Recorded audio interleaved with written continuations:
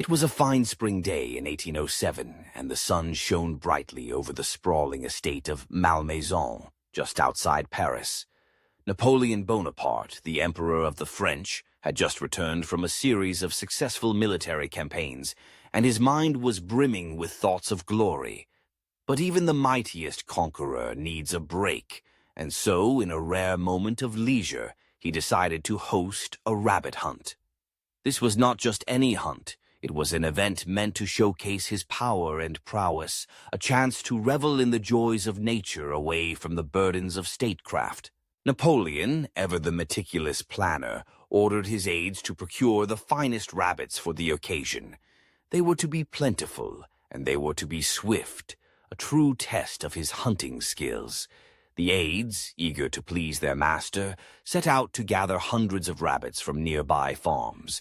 They captured them in cages, each one a fluffy bundle of potential chaos, and delivered them to the estate, where they awaited the emperor's arrival with a mix of anxiety and anticipation. On the day of the hunt, a grand assembly of nobles, generals, and dignitaries gathered at Malmaison, all eager to witness the spectacle.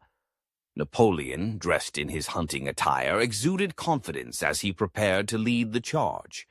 The sun glinted off his bicorn hat, and his eyes sparkled with the thrill of the chase. With a flourish, he released the rabbits from their cages, expecting a swift and glorious pursuit. But in a twist that would soon become the stuff of legend, the rabbits had other ideas. Instead of scattering in fear, the creatures, perhaps sensing the presence of their would-be predator, turned and charged. They were not the timid, skittish animals that Napoleon had envisioned. They were a horde of fluffy fury, and they were not afraid of the emperor or his entourage. In a matter of moments, what was meant to be a dignified hunt devolved into sheer chaos. The rabbits, in a remarkable display of collective defiance, raced towards Napoleon and his party, overwhelming them in a furry wave. The nobles, who had come to witness the emperor's prowess, found themselves scrambling for safety, tripping over one another in their haste to escape the onslaught.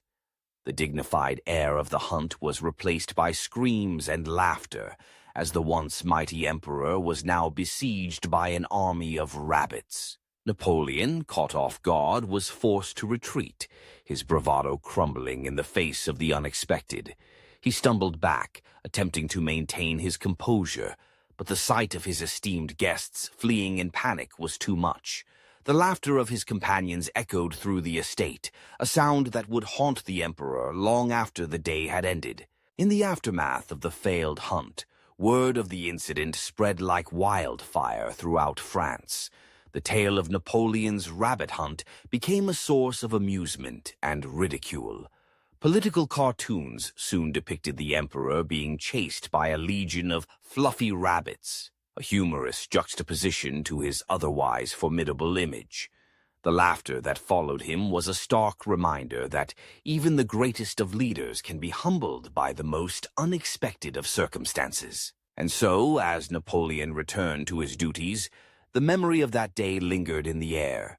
It served as a lesson that power, no matter how absolute, can be undermined by the smallest of creatures. The rabbits, once mere prey, had transformed into symbols of rebellion, a reminder that nature has a way of humbling even the mightiest among us.